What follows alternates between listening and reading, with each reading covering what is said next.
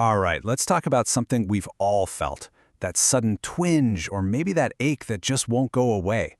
Pain is a part of life, for sure. But figuring out why it's happening and what to do about it, that can feel, well, super overwhelming.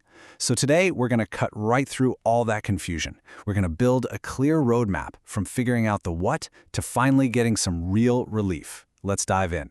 And this is a massive deal for so many people. I mean, just look at this number, 50 million.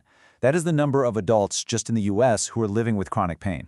To put that in perspective, we're talking about 1 out of every 5 adults. So if you're dealing with pain, believe me, you are not in this alone.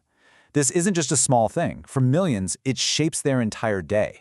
So what is pain, really? It's so much more than just a bad feeling. The best way to think about it is like your body's built-in alarm system. It's this incredibly smart signal that fires through your nervous system, basically shouting, "Hey, pay attention, something over here might need some help." Our first job then is to become detectives and figure out what that alarm is trying to tell us. Which leads us straight into the detective work, because you can't fix a problem until you know exactly what the problem is, right? And this whole investigation, it almost always kicks off in the exact same place, having a simple conversation with your primary care doctor. Now look, not every little ache and pain means you have to rush to the doctor, but there are some definite red flags to watch out for. You know, if the pain started after a serious injury, if it's really severe or it's just sticking around, that's a sign. Or if it brings friends to the party, like a fever or that weird numbness or weakness, that's your body telling you it's time to get a professional opinion. And probably the most important one, if it's stopping you from living your life, it's time to make the call. So what should you expect when you go in? It's really a 3-part journey that you and your doctor go on together. First up is your story. You're the expert on you.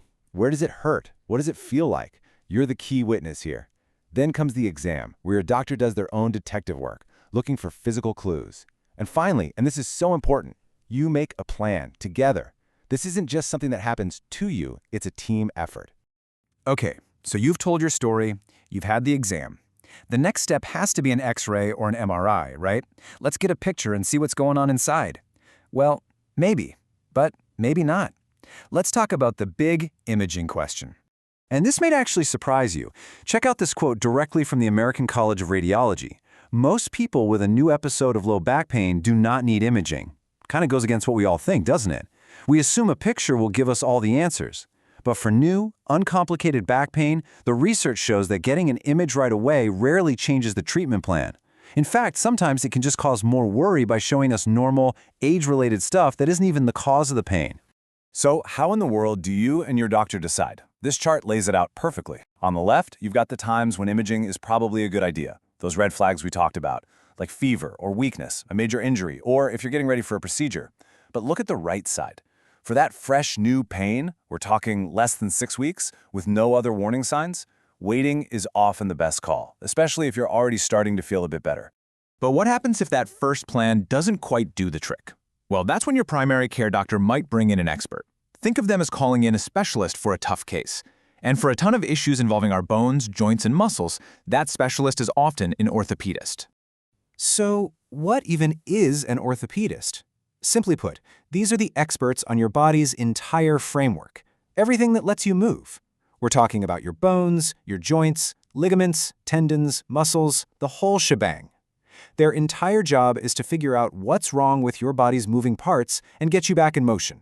And listen, their job is so much bigger than just doing surgery. That's a common misconception. An orthopedist is really your partner for the whole process. They'll nail down the final diagnosis, map out a full treatment plan, and guide you through rehab. But to me, one of the most valuable things they do is give you the know-how to keep the injury from coming back. Okay, you've got a diagnosis. Now for the most important part, relief. And here's the thing to remember. There is no one magic pill. The absolute best path to feeling better almost always involves a custom-built plan, finding a combination of things that works for your body and your life. And this table shows you the main building blocks. Let's imagine you have some annoying knee pain. A great plan might pull from all 3 of these columns. You'd start with home care, like icing your knee after you're active. At the same time, you might be in physical therapy, working on strengthening the muscles around that knee. And maybe your doctor suggests an over-the-counter medication to help with inflammation when it flares up. See? It's all about how they work together. So where does surgery fit into all of this? Well, it's a very powerful tool for sure, but it's almost always considered a later step in the process. It's an option that gets put on the table after you've given these other, more conservative treatments a real honest try, and they just haven't been enough to get you where you need to be.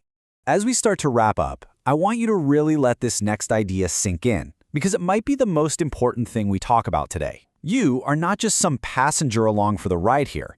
You're in the driver's seat. You are, without a doubt, the most important member of your own healthcare team. So let's just do a quick recap of the big takeaways. First, everything, and I mean everything, starts with getting a clear diagnosis. Second, remember that imaging is a specific tool. It's not always the first or best step. Third, the best treatment isn't one thing. It's a personalized plan just for you. And finally, the more you participate, the more you engage, the better your results are going to be. It's that simple. You know, pain can feel like it's writing your life story for you. It can decide what you can and can't do each day. But when you understand the process, when you get involved, you take the pen back. You get to be the author again. So the final question I'll leave you with is this. Your health story is yours to write. What's your next chapter going to be?